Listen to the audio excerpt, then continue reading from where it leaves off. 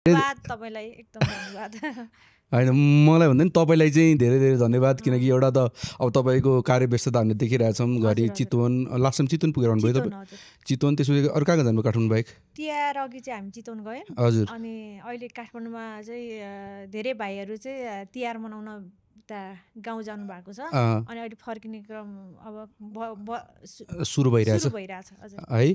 जस्तो तपाईँ चाहिँ दसैँ तिहार खासै मनाउनु भयो जस्तो लागेन मलाई मनाउनु भयो त यसपालि चाहिँ मैले नमनाउने नै भनेर त्यो मनमा अठोट ल्याएको थिएँ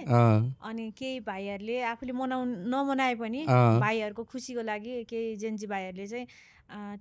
दसैँमा टिका लाउन बोलाउनु भएको थियो अनि दिदी टिका लगाइदिनु जसलाई इच्छा लाग्ने इच्छा नलाग्नेहरूलाई चाहिँ त्यो कर गरेर भएन अनि टिका लगाइदिन आउनु दिदी भनेपछि त अनि त्यो मन रुन्छ नि त है मेरो मान्छे छैन टिका लगाइदिन आउनु भनेपछि नि फोटो देखाएको थिएँ मैले हस्पिटलमा गएर तपाईँले भाइ टिका मनाउनु भएको थियो दसैँ मनाउनु भएको थियो होइन नर्सहरू पनि आउनु भएको थियो अनि त्यहाँको जो कर्मचारीहरू सबैजना यसपालि तपाईँको दसैँ तिहार चाहिँ भनौँ न हस्पिटलमै बित्यो है दिदी कस्तो महसुस भइरहेछ अहिलेको तत्कालीन अवस्थामा किनकि आई थिङ्क 1 महिनाभन्दा बढी भइसक्यो यो हाम्रो जुन यो अप्रिय घटनाहरू पनि घट्यो बढी भइसक्यो अनि त्यो घटनापछि यदि कोही एकदमै सक्रिय रूपमा लागिरहेको थियो भनेदेखि त्यो तपाईँ नै हो होइन अब घटनाभन्दा अगाडि थिए के भाइ म चाहिँ होइन हजुर त्यो अफकोर्स त्यो हुनुहुन्थ्यो तपाईँ होइन तर त्यो घटनापछि चाहिँ आई थिङ्क तपाईँलाई अब तपाईँले कति फिल गर्नुहुन्छ होइन मान्छेले हजुरलाई हेर्ने नजिरा पनि अलिक डिफ्रेन्ट भयो क्या बिकज हजुर यति लागि पर्नुभयो हाम्रो घाइतेको लागि तपाईँले सहयोगदेखि लिएर यताउता होइन सो अहिलेको यो स्थितिमा आइपुग्दा हजुरलाई कस्तो फिल हुन्छ दिदी कि मैले एकदमै पुण्यको काम गरेँ जस्तो फिल त अफकोर्स हुन्छ नि होइन तर मनबाट कतिको चाहिँ हजुरलाई ह्याप्पिनेस मिल्छ दिदी यो कामहरूबाट त्यस्तो मैले पुण्यको काम त मैले गरे जस्तो त मलाई लाग्दैन तर कस्तो भने मैले मेरो आफ्नो कर्तव्य जुन छ त्यो चाहिँ मैले निभाएको जस्तो लाग्छ कि एउटा नागरिकले होइन एउटा यो देशमा जन्मिसकेपछि चाहिँ एउटा नागरिकले गर्नुपर्ने कर्तव्य हो क्या त्यो चाहिँ परेको बेलामा मान्छे चाहिँ सहयोग गर्नुपर्ने के तिमीलाई गाह्रो परेको बेलामा के मान्छे जब तिम्रो मान्छे घरबाट निस्केर तिमीलाई सहयोग गर्न आएन उठाउन आएन लडिरहेको एउटा सजनलाई तपाईँको आफन्त आएन उठाउन भयो भने त्यो बेला पछि त्यो मान्छे काम लाग्दैन क्या मान्छेलाई चाहिने बेलामा मर्दा पर्दा चाहिन्छ भन्छ मान्छेलाई मान्छेलाई चाहिने बेला मान्छे चाहिँ चाहिन्छ अनि त्यो चाहिँ मैले यहाँ नेपालमा कम देखेँ त्यो सबैले ज्यानको माया नि यहाँ त अनि आशिका तामाङलाई ज्यानको माया छैन हिजो पनि ज्यानको माया नभएर के अरे थुनामा गयो होइन हिँड्दा अहिले पनि तिमीले देखिरहला म स्कुटरमा हिँडिरहेको छु दौडिरहेको छु अब सबैले चिन्नुहुन्छ नि मान्छे त डर हुन्छ नि त्यो किसिमको डर चाहिँ आशिका तामाङमा छैन निस्वार्थ भावनामा निस्वार्थ भन्दा नि अब निस्वार्थै भन्नु पर्यो यसलाई के स्वार्थ लुकेको छ र तपाईँलाई यो सहयोग गर्नेमा छैन नि यो त तपाईँ स्वार्थ चाहिँ छ के छ भन्नु त एउटा स्वार्थ के छ भने मलाई यस्तो कामहरू गरेपछि मलाई आत्मसन्तुष्टि मिल्छ त्यस्तो कामहरू गर्न पर्छ चाहिँ मलाई आत्मसन्तुष्टि मिल्छ त्यो नै हो मेरो सबभन्दा ठुलो लाइफको एउटा अचिभमेन्ट भनेको त्यो चाहिँ मेरो एउटा स्वार्थ चाहिँ त्यो तपाईँको इन्टरनल ह्याप्पिनेस भनौँ न होइन मान्छेहरूको अब एउटा न एउटा स्वार्थ हुन्छ भन्छ नि मान्छेको लाइफमा मेरो चाहिँ त्यो हो इन्टरनल ह्याप्पिनेस है इन्टरनल ह्याप्पिनेस सुरु भनौँ न अहिलेसम्म तपाईँले कतिजनालाई सहयोग गर्नुभयो कोही बाँकी छ जस्तो लाग्दैन है मेजर घाइतेहरू चाहिँ 5-6 जना हुन्छ आज त्यो अब आज चाहिँ मैले डिस्ट्रिब्युट गर्न गएँ आज डिस्ट्रिब्युट गर्नुपर्छ त्यति भन्दै मैले बिर्सिरहेको त्यति भन्दै आज कहाँको छ तपाईँको भन्नु त आज हामी भक्तपुरमा हुनुहुन्छ केही अब जेन्जी भाइहरू हुनुहुन्छ भक्तपुर फर्स्ट टाइम जाँदै हुनुहुन्छ अनि त्यो चाहिँ खुट्टा भाँचेर बसिरहनु भएको भाइहरू हुनुहुन्छ जसले चाहिँ अहिलेसम्म राज्यलेबाट नि सहयोग पाउनु भएको छैन र आशिका तामाङबाट नि सहयोग अहिलेसम्म पुगेको छैन राज्यले सहयोग गर्छु भनेको छ दिदी यसमा के छ मैले सुनेको छु नि राज्यले चाहिँ केही जेन्जी भाइहरूलाई चाहिँ 20,000 दिनुभएको भनेर 20,000 के पुग्छ दिदी के छ तपाईँ त घर घरमा जानु भएको छ हाम्रो होइन बिचरा कसरी 20,000 पुग्छ होला दिदी उनीहरूलाई 20,000 भयो नि 2 महिनालाई भाडा पुग्छ भाडा है उपचार खर्च त उस्तै भइहाल्यो उपचार खर्च चाहिँ अब निशुल्क सुरुमा त अब पैसै लाग्यो हो किन ढाँट्नु मैले भनिनँ त्यो निशुल्क भनिए पनि त्यो हस्पिटलमा जस्तो हात भाँचिरहेको छ खुट्टा भाँचिरहेको छ अनि त्यो खुट्टामा स्टिल हाल्नुपर्छ तपाईँको रड हाल्नुपर्छ त्यसको लागि 60-65 हजार पैसा लाग्दो रहेछ अनि तिर्न सक्ने तिर्न नसक्ने कसरी के गर्यो त्यही त त्यस्तो अवस्थामा चाहिँ आशिका दिदीले चाहिँ 1 लाखको तरिकाले सहयोग गरेको थियो। त्यससँग चाहिँ मैले तपाईँले पहिलो प्राथमिक काम गरिहालौँ होइन। सो यो सहयोग चाहिँ म भनिदिइहाल्नु पोख्ने, यो सहयोग चाहिँ कहाँबाट आएको भन्दाखेरि यो चाहिँ मेरो एकदमै मिल्ने साथी, कलेजदेखिको साथी हो चाहिँ होइन। अनि कलेजदेखि एकदम मिल्ने साथी, ऊ चाहिँ ट्याटु आर्टिस्ट हो, ट्याटु हान्छ ऊ, अहिले अस्ट्रेलियामा छ। अनि उसले चाहिँ यो हामीले गरिरहेको काम देखेर ऊ पनि इन्सपायर भएर चाहिँ अस्ट्रेलियामै उसले एक दिन ट्याटु हानेको पैसा, जति पनि एक दिन ट्याटु हानेर पैसा उठेको पैसा चाहिँ अनुज साई हो। उसलाई म एकछिनमा तपाईँसँग फोन पनि गराउँछु, उसले चाहिँ तपाईँसँग बोल्ने साह्रै रहन्छ उसलाई। अनि उसले चाहिँ मैले चाहिँ के भनेको थिएँ भने अब पैसा आयो के गर्ने, मैले बाँड्ने हो त भन्दाखेरि होइन आशिका दिदीलाई नै दिनु भनेर उसले स्पेसल रिक्वेस्ट गरेको कारणले गर्दाखेरि चाहिँ मैले चाहिँ अनि हजुरलाई आज यो कार्यक्रममा निम्ति आएँ होइन। सो उसले अलि उसको इन्स्टाग्राम नाम चाहिँ अनुज इङ छ, ऊ चाहिँ अनुज हो। अनि उसले चाहिँ हाम्रो पपअप इभेन्ट इन्टरटेनमेन्टसँग मिलेर भ्याङ्गर ट्याटु स्टुडियोमा चाहिँ एउटा इभेन्ट च्यारिटी इभेन्ट गराएको थियो। एकदम राम्रो होस् अनुज भाइको ट्याटु हान्ने, अब अझै 1000 जना मान्छे थपिँदै जाओस् होइन, अझै पनि होइन राम्रो हुँदै जाओस्। भाइको जुन सत्कर्म गर्नु भएको छ, जुन सहयोग चाहिँ जेन्जी भाइहरूलाई गर्नु भएको छ, त्योबाट हृदयदेखि नै धन्यवाद। उसले चाहिँ नेपाली 5 लाख रुपियाँ चाहिँ जम्मा गरेर चाहिँ हजुरलाई पठाएको छ है। फेरि ब्याङ्कलाई मैले ब्याङ्कले 1000 नोट दिनु भनेको 500 को नोट दिन्छ। त्यो किन भन्दाखेरि त्यो धेरै देखिन्छ भनेर होइन, त्यस्तो होइन कि 50-50 हजार दिन सहिलो भयो कि मलाई।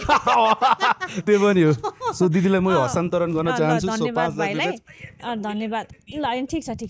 ल। यो अनुज भाइको सहयोग अस्ट्रेलियाबाट, अनि भाइको ट्याटु हाउस पपअप इभेन्ट इन्टरटेनमेन्टकोबाट त्यो छ। अनि भाइलाई थ्याङ्क यू सो मच। अनि आई रिसिभ के अरे 5 लाख फ्रम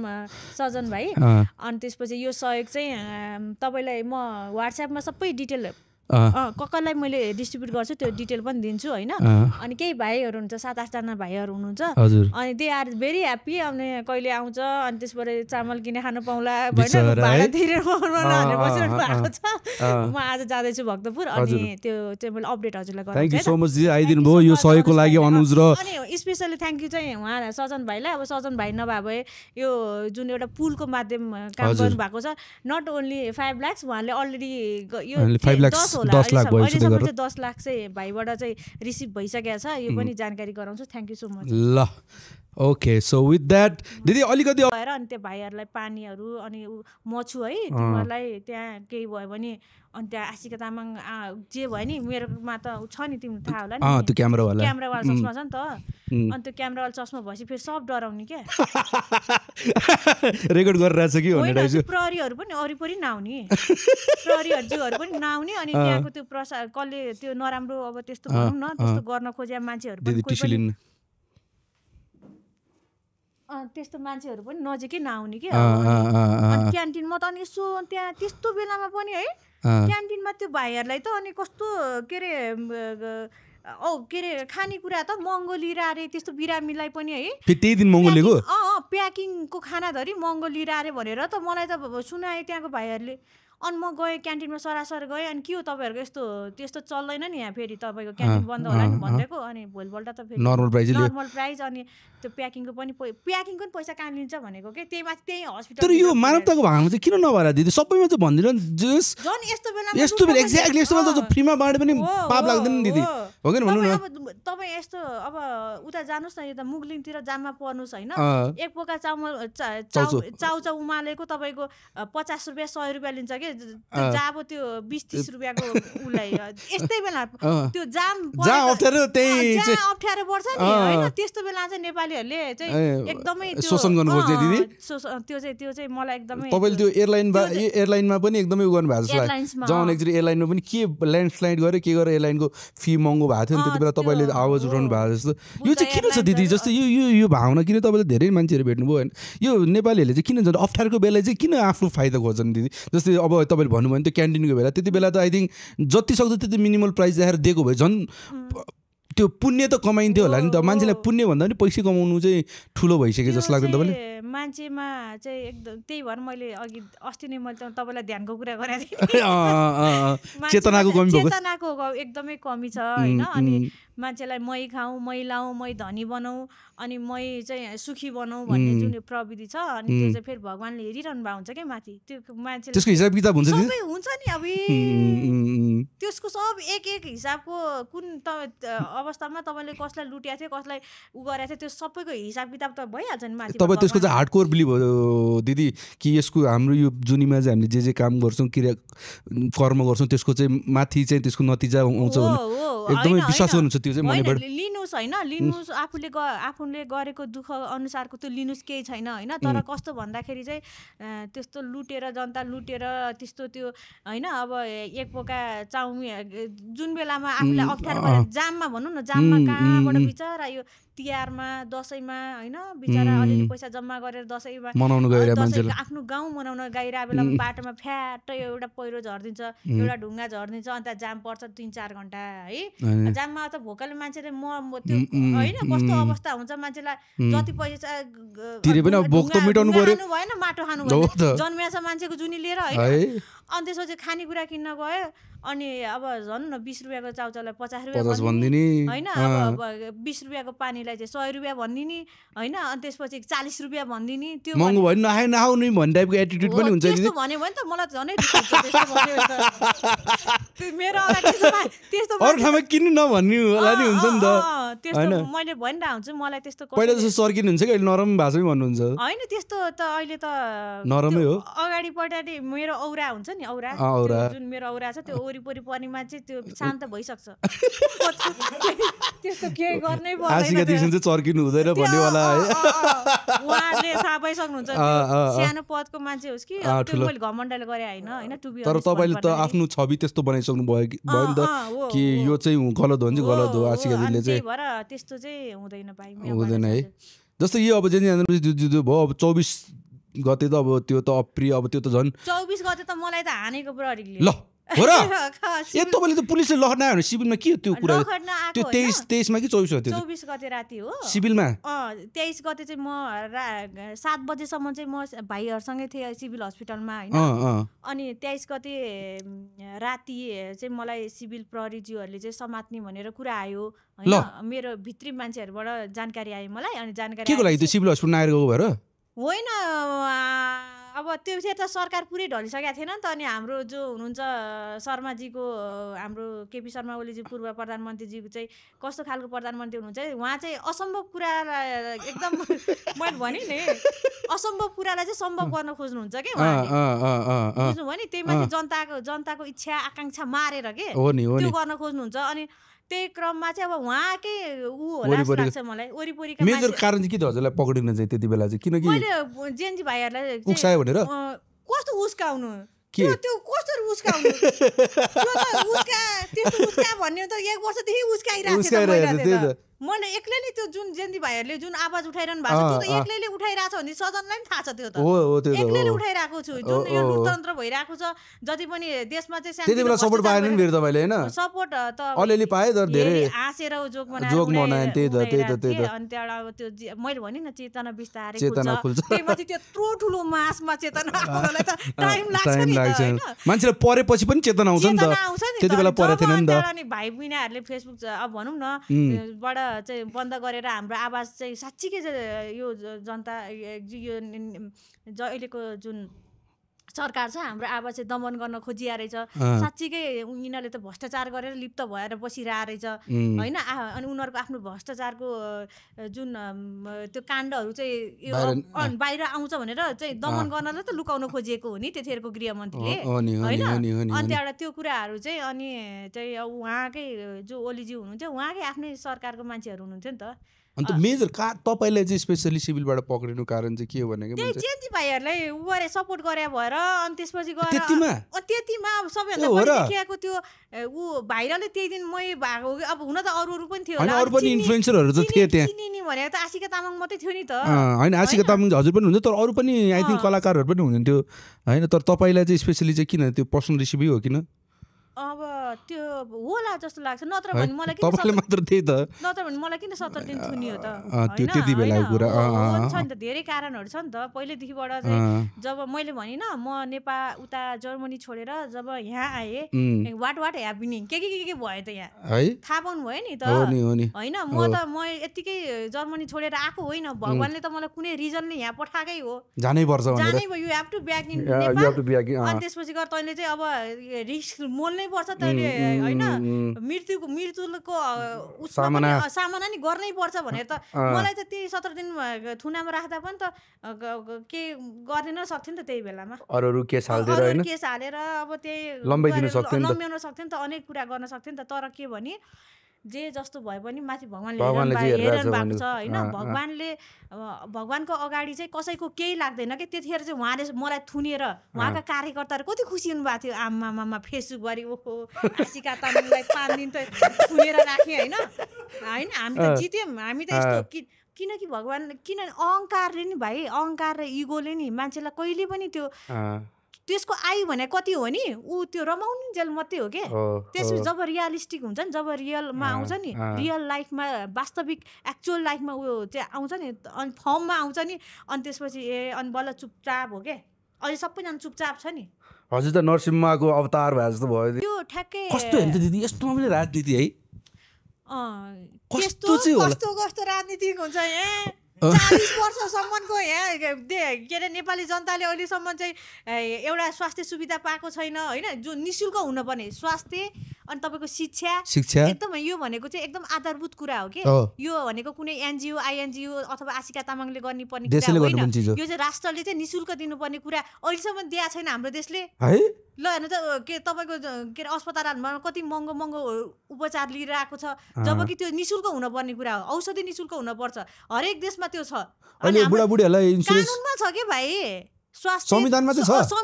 शिक्षा स्वास्थ्य चाहिँ निःशुल्क हो गर्नुपर्छ भनेर संविधानमा लेखेको कुरा धरि हामीले पाएको छैनौँ भनेपछि अनि यहाँ कस्तो राजनीतिको कुराहरू कत्रो हुन्छ यहाँ राजनीति म त के भन्छु भने यो कति वर्षपछिको ठुलो चट्टान पर्या हो क्या त्यो एकदम ठुलो चट्टान पर्या त्यो चट्टानको प्री प्लान त भन्दिनँ चट्टान सानो चट्टान यसो ढुङ्गाले पट्ट हानी त मैले चाहिँ तर यो चट्टान आइसकेपछिको त्यो पट्ट मान्छेलाई हानी चाहिँ रा हो मैले अनि तर एकदम भयङ्करको चट्टान पार्या चाहिँ जेन्जी पुस्ताले हो 23-24 तर त्यो पछिको अहिलेको के लाग्छ तपाईँले अहिले राम्रो भयो जस्तो लाग्छ तपाईँलाई किनकि अहिले पनि धेरै के चाहिँ राम्रो थियो त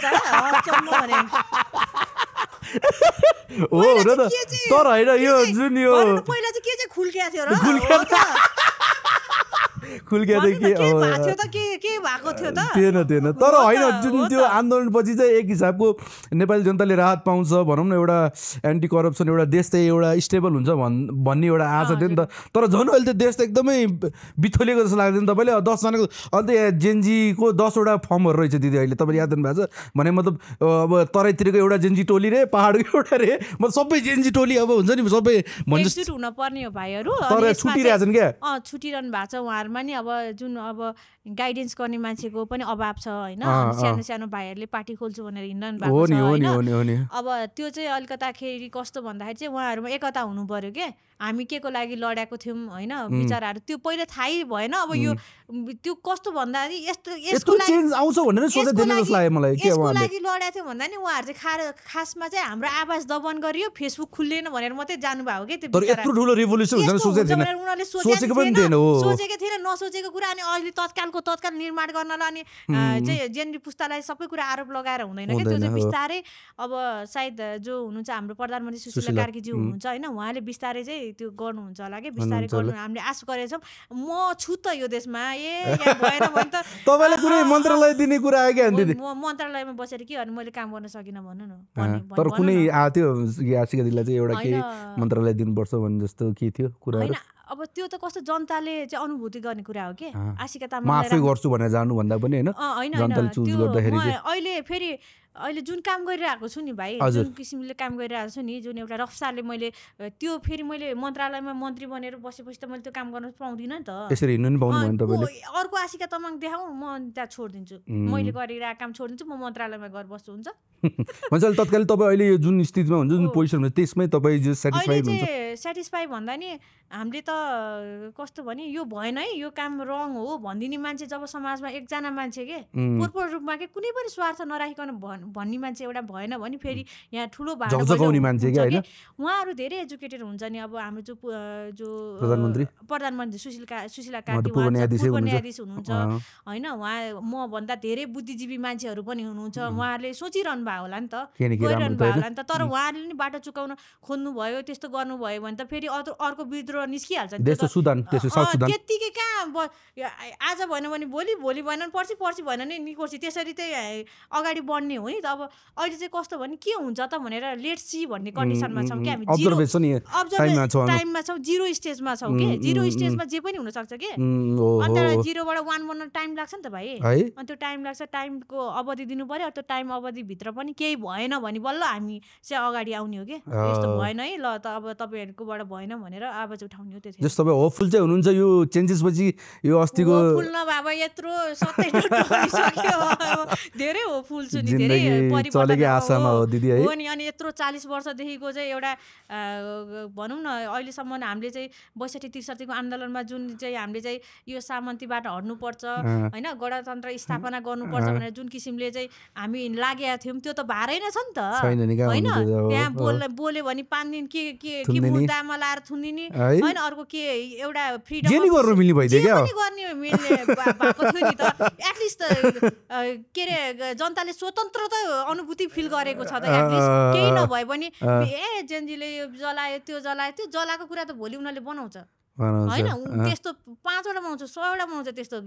किन मान्छे रह्यो रात रह्यो के अग्राख पलाउँछ भने जस्तो के भन्छ नि एउटा उखान छ नेपाली हुन्छ के त्यो हुन्छ तर मान्छेको कस्तो भने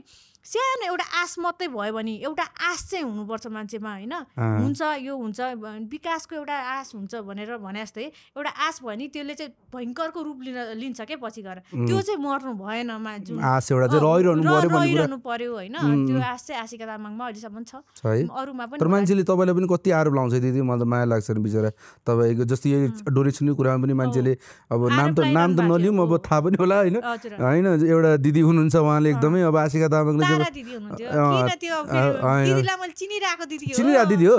अस्ति भर्खर त्यो हामी त्यो मेरो मुद्दा परेको थियो नि भक्तपुरमा 20 रुपियाँको काण्डमा मुद्दा पर्दा त्यही दिदीलाई मैले भेटेर गर्नु भएको कुरा गरेको थिएँ मैले अनि दिदी राजावादी रहेछन् अनि त्यसपछि गएर पारसालाई चाहिँ राजा बनाउनु पर्यो आशिकाजी भनेर भन्नुभएको थियो अनि त्यसपछि गएर हस् पारसजी चाहिँ अब राजा बन्न आउनुहुन्छ होला अब मलाई चाहिँ थाहा भएन अनि तपाईँको इच्छा पुरा होस् भनेर म हिँड्या मान्छे हो मैले उहाँको भिडियो रेकर्ड गरेर मैले आफ्नै पेजमा राखेको मेरो उहाँसँग कुनै व्यक्तिगत रेसिपी छैन क्या त्यही कुराले हो कि उहाँले चाहिँ के भन्नु भने चस्माले है त्यही कुरा गर्नु भएन चस्माले भिडियो चाहिँ खिचेर चाहिँ राख्ने प्रशासनसँग कहाँ अनुमति लिएर प्रशासनसँग अनुमति लिने मेरो टाइम थियो 1 मिनट टाइम भयो भने मैले एउटा बिरामीलाई चाहिँ भिजिट गरेर चाहिँ मैले रकम हस्तान्तरण गर्थेँ त्यो बेलामा हो मलाई एकदम आइम सरी फर द्याट मैले प्रशासनसँग अनुमति लिनु पर्थ्यो तर मसँग टाइम थिएन र पछि मैले जो हस्पिटलमा जहाँ खिचेँ उहाँ प्रशासनको मान्छेहरूलाई भेटेर मैले उहाँहरूलाई माफी पनि मागिसकेको छु क्या उहाँहरूलाई भेटेर किनकि मैले भिडियो खिच्नु हुन्थेन भने जब आशिका तामाङले भिडियो खिच्यो तब त थाहा भयो नि को कस्तो हालतमा थियो भनेर हो त त्यो त सही कुरा हस्पिटलमा बिरामी कस्तो अवस्थामा छ भनेर हो नि सिभिलमा तपाईँको केएमसीमा तपाईँको चाहिँ ट्रमामा वीरमा तपाईँको यता इभन ओममा हैन यता क्रिसमा जहाँ जति पनि हस्पिटल काठमाडौँ उपत्यकाभित्र हस्पिटलमा को बिरामी कहाँ छ इभन त्यो बिरामीको त्यो के अरे बिरामी भन्दैन घाइते घाइते भाइ हुनुहुन्छ जो एउटा घाइते भाइ हुनुहुन्छ त्यो घाइते भाइलाई मैले भिडियो राखेपछि बल्ल उसको चाहिँ आमा बुवाले अथवा आफन्तले थाहा पारे ल अनि त्यसको लागि पर्मिसन लिँदै हिँड्यो भने त कहिले त हैन पर्मिसन चाहिँ लिनुपर्ने हो तर त्यो बेला तपाईँले जस एकदमै राइट डिसिजन हो भने त्यो बेलामा कस्तो भने अब त्यस्तो होला भन्ने नि सोचिएन हेर भाइ हैन अनि ठ्याक्कै त्यो आइपरेपछि अनि त्यसपछि गएर मसँग त्यो टाइम पनि थिएन म हेर्नुहोस् मेरो त्यो फोन उठाउनु धेरै टाइम हुँदैन म सहयोग बाँडिरहेको छु अब यताबाट बोलिरहनु पर्ने अवस्था थियो कि मेरो त्यस्तो फेरि आशिका तामाङलाई पठाउने कि अरूलाई पठाए नि त हुन्थ्यो नि त अरूले गरेको देखेन म फ्रन्ट लाइनमा देखेको छु सबैले मलाई सहयोगको पनि मैले हेल्प लिनु परेको छ सहयोग दिनलाई पनि कोठामा मै पुग्नु पर्यो इभन चावलको बोरा पुग्ने मान्छे